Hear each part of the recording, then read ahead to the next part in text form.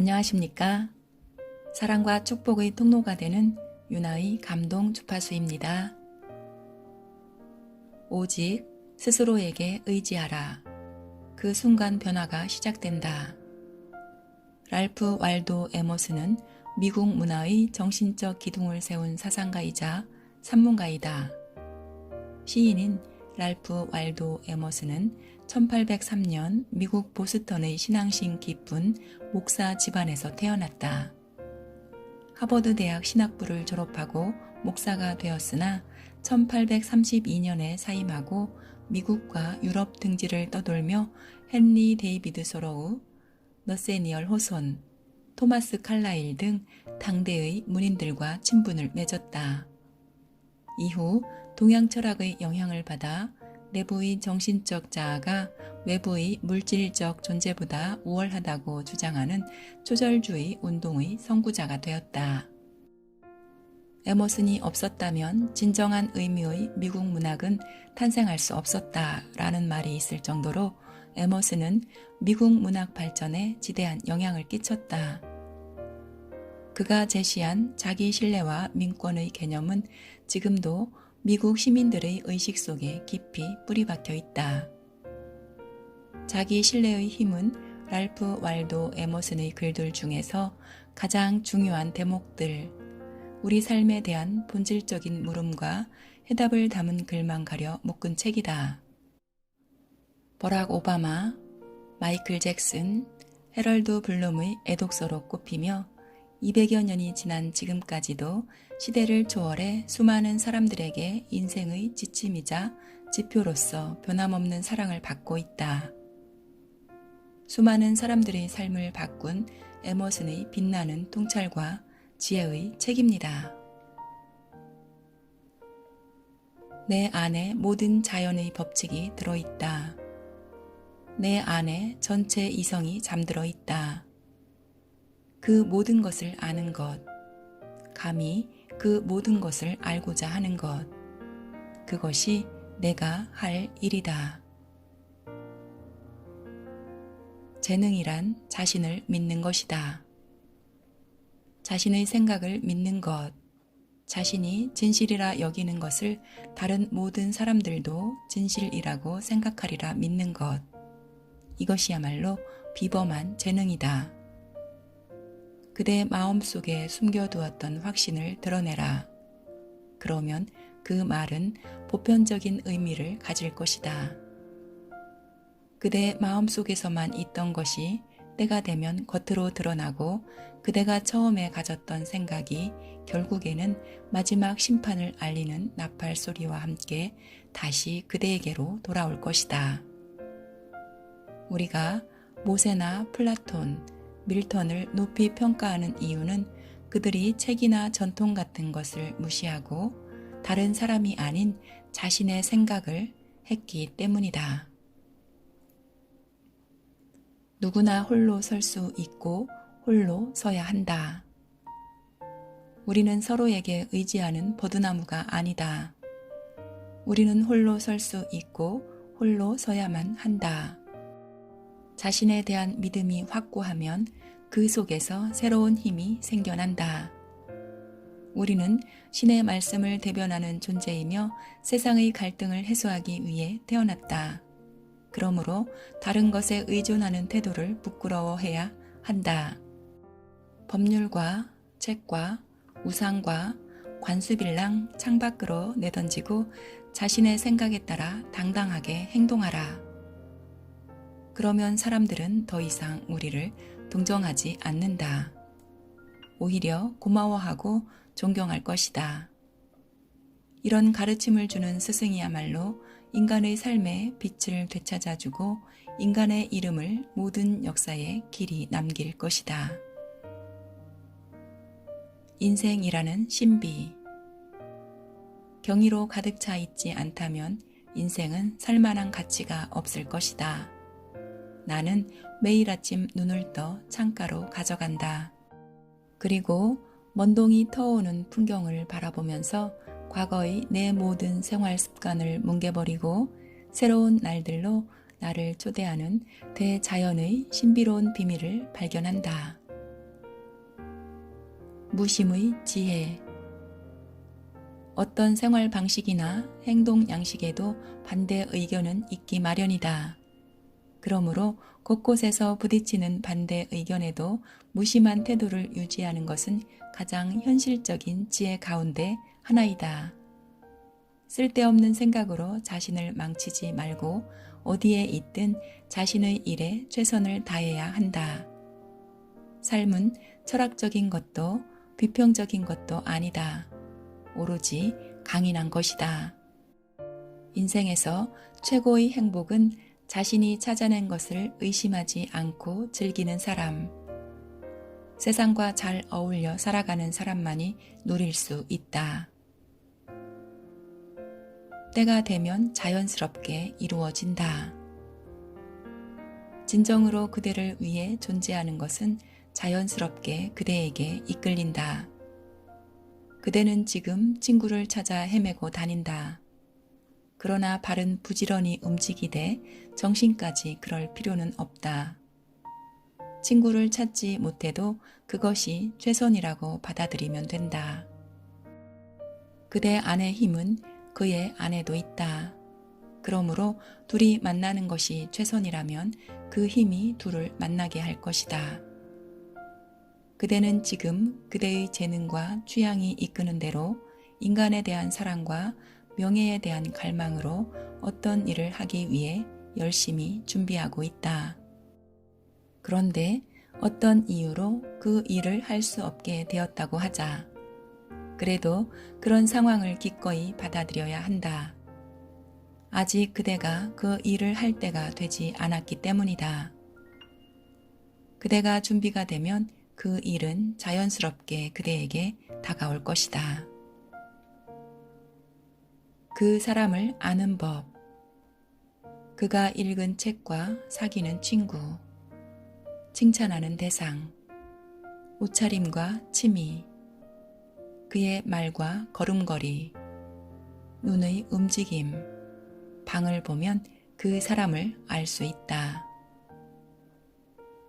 무언가를 열심히 움켜쥐려 하면 그것은 어느새 우리의 손가락 사이로 빠져나가 버린다. 인간의 참된 만족은 지나치게 엄격하거나 편안한 것을 피하고 어떤 상황에서도 마음의 평정을 잃지 않는 데 있다. 내가 가장 잘할 수 있는 것을 어떻게 찾을까? 여행에 대한 갈망은 우리가 깊이 병들어 있다는 증거이다.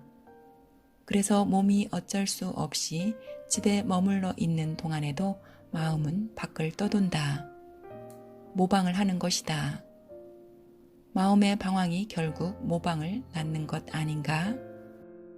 우리는 이국적인 취향으로 집을 짓고 이국의 장식물로 서가를 채운다.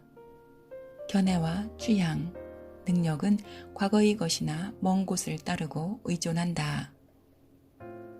그러나 예술이 번창한 곳에서는 어디서나 영원히 예술을 창조한다. 예술가는 자신의 마음속에서 모델을 찾는다. 그러니 모방하지 말고 자기 자신을 고집하라. 우리는 지금까지 쌓아온 교양의 힘으로 매 순간 재능을 최대한 발휘할 수 있다. 다른 사람에게서 빌린 재능은 일시적이며 절반의 힘밖에 갖지 못한다. 우리가 가장 잘할 수 있는 것이 무엇인지 신만이 가르쳐 줄 수 있다. 스스로 그것을 발휘할 때까지는 그것이 무엇인지 알려줄 사람도 알 길도 없다. 세익스피어를 가르쳤다는 교사가 어디에 있는가? 말은 우리의 자화상이다. 말은 사람을 판단하는 잣대가 된다. 원하든 원치 않든 우리는 말 한마디 한마디로 상대의 눈앞에 우리의 자화상을 그린다. 모든 말은 그 말을 하는 사람에게 영향을 미친다. 말은 고래를 향해 던진 창과 같다. 창을 던지는 순간 배 안의 밧줄이 풀리면서 창이 날아간다. 그런데 창이 잘못 만들어졌거나 던지는 방법이 서툴면 타수가 창에 베어 몸이 두 동강 나거나 배가 침몰해 버릴 수도 있다. 이처럼 말로 다른 사람에게 상처를 주면 자신도 반드시 해를 입게 된다. 슬픈 전도 몽상. 사물을 있는 그대로 바라보지 못하고 어리석음이나 착각에 빠져 거꾸로 보는 상태. 삶의 목적으로 도둑이나 아름다움, 훌륭한 인격을 추구하는 사람도 이따금 두통에 시달리거나 공경에 빠진다. 추운 겨울날 방을 따뜻하게 데우기 위해 귀중한 시간들을 흘려보낸다. 그런데 정말로 불행한 것은 그가 이런 사소한 불편을 없애려고 애쓰는 사이에 관심사가 뒤바뀌어 버린다는 점이다. 처음의 목적은 잃어버리고 당면한 불편의 해결을 목적으로 사는 것이다. 재능의 두 얼굴. 재능은 불과 같다. 재능을 가진 사람이 경솔하고 몰인정할 때 이 불은 인간이라는 훌륭한 집을 태워버린다. 뛰어난 재능은 최고의 미덕이지만 가장 큰 해악도 될 수 있다. 삶은 한 줄에 꿰인 염주와 같다. 하나의 꿈은 또 다른 꿈으로 이어진다. 이런 환영의 끝은 없다. 삶은 한 줄에 꿰인 염주와 같이 이런저런 감정들로 줄줄이 이어져 있다. 우리가 이 감정들을 하나하나 통과할 때마다 이것들은 다채로운 색깔의 렌즈가 되어 각기 독특한 빛깔로 세상을 물들인다. 그리고 우리는 그 초점 속에 들어오는 것만을 본다. 그저 아는 것이 진리다. 아이들을 다룰 때 나의 라틴어나 그리스어 실력, 업적, 돈 같은 것은 아무런 도움이 안 된다. 나의 영혼만이 도움이 될 뿐이다. 내가 고집이 세면 아이도 똑같이 나에게 고집을 부린다. 그러면 난 부끄럽게도 완력을 써서 아이를 때린다. 하지만 내가 고집을 버리고 영혼의 소리에 따라 움직이고 영혼을 둘 사이의 심판관으로 삼으면 아이의 눈에서도 똑같은 영혼이 빛난다. 나와 더불어 존경과 사랑으로 충만해진다. 우리는 진리와 마주하면 즉시 그것이 진리임을 알아차린다. 회의적이거나 냉소적인 사람들이 뭐라 하든 신경 쓰지 않는다. 어리석은 사람들은 듣기 싫은 소리를 들으면 이렇게 묻는다. 그것이 진리라는 것을, 당신 말이 맞다는 것을 어떻게 알죠? 그러나 진리를 보면 그것이 단순한 의견이 아니라 진리임을 안다. 눈을 떴을 때 자신이 눈을 뜨고 있음을 아는 것처럼. 가장 황홀한 순간. 신의 뜻이 우리의 마음속으로 흘러드는 것, 이것이 바로 영적인 소통이다. 이것은 생명이라는 바다의 출렁이는 파도 앞에서 개인의 작은 흐름들이 썰물처럼 물러나는 것과 같다. 새로운 진리를 받아들일 때, 위대한 행동을 할 때, 자연의 심장에서 비롯된 전율이 우리의 가슴을 관통한다. 이런 영적인 소통에서 생기는 힘은 행동하는 의지와 분리되지 않는다. 이 힘에 순응할 때 통찰이 생기고 순응은 환희에 찬 인식에서 비롯된다. 이런 영적인 소통의 순간이야말로 가장 황홀한 순간이다. 영혼의 성장은 말을 통해서 드러난다. 누군가의 영혼이 성숙한지 어떤지는 그 사람의 말을 들으면 알 수 있다. 자신의 중심을 발견하면 신성한 영혼은 우리가 원래 갖고 있던 무지와 무례, 불리한 환경 같은 온갖 요소를 뚫고 밖으로 스스로 드러낸다. 그래서 영혼을 구할 때의 말투와 영혼을 얻었을 때의 말투도 달라진다. 신은 비겁한 자에게는 모습을 드러내지 않는다. 모든 자연과 사상이 우리의 마음속에 존재함을 깨달아야 한다. 더없이 높은 존재가 인간과 더불어 살고 있음을, 자연의 원천이 우리 마음속에 깃들어 있음을 알아야 한다. 그러면 예수가 말했듯 밀실에 들어가 문을 닫아야 한다. 신은 자신에게 비겁한 사람에게는 결코 모습을 드러내지 않는다. 위대한 신이 말하고자 한 바를 알고 싶다면 다른 사람들이 울리는 모든 경배의 소리에서 물러나 자기 내면의 소리에 귀를 기울여야 한다. 우주를 가슴에 품은 사람.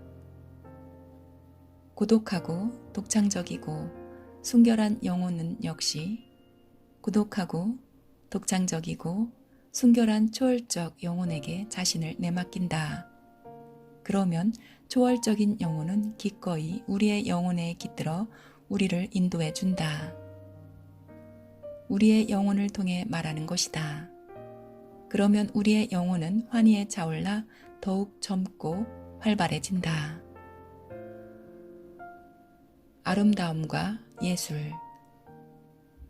신성한 것은 결코 사라지지 않고 모든 선은 영원히 재생된다. 자연의 아름다움은 메마른 관찰이 아니라 새로운 창조를 통해 우리의 마음속에서 재현된다. 모든 사람은 세계의 아름다움에 어느 정도 감명받는다. 그 중에는 희열을 느낄 만큼 강하게 감동을 받는 사람도 있다. 아름다움을 향한 이런 사랑이 바로 취향이다. 아름다움을 유달리 사랑해서 그것을 찬탄하는 데 만족하지 않고 새로운 형식으로 담아내려는 이들도 있다. 이렇게 새로운 아름다움을 창조하는 것이 바로 예술이다. 신의 정원에서. 숲에는 영원한 청춘이 있다. 신의 정원은 예법과 신성으로 충만하고 1년 내내 축제처럼 치장하고 있다. 그래서 이곳을 찾는 손님은 천년의 세월이 흘러도 실증낼 일이 없다. 숲에 있으면 삶의 어떤 불행도 닥치지 않을 것 같은 느낌이 든다. 어떠한 지옥과 어떠한 재난도 자연히 치료해 줄 것 같다. 맨 땅에 발을 디딘 채 상쾌한 공기로 머리를 씻고 무한의 공간을 올려다보면 모든 비루한 이기심은 사라진다. 그곳에서 나는 투명한 눈동자가 되고 무가 되어 모든 것을 본다. 우주적인 존재의 흐름이 나를 관통한다. 나는 신의 한 부분, 신의 한 조각임을 느낀다. 자연은 결코 서두르는 법이 없습니다. 하나하나 조금씩 조금씩 자신의 일을 완성해 나갑니다. 에머슨의 자기 신뢰의 힘을 읽으면서 자연의 아름다움 속에서 천천히 산책하는 저를 느꼈습니다. 자연 속에 있으면 나를 믿게 되는 힘이 커집니다. 자연과의 소통은 내 내면의 영혼과 소통하게 됩니다. 에머슨의 자기 신뢰의 힘은 나를 우주로 만들어 주었습니다. 그 우주의 풍요롭고 아름다운 시간에 머무르고 나의 마음을 발견하게 되는 시간이었습니다. 우리에게 잔잔하게 울림을 주는 에머슨의 자기 신뢰의 힘과 함께 소중하고 행복한 기억의 추석 보내시길 축복합니다.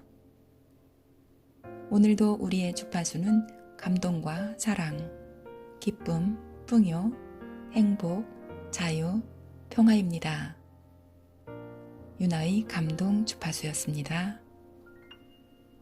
감사합니다. 사랑합니다. 축복합니다.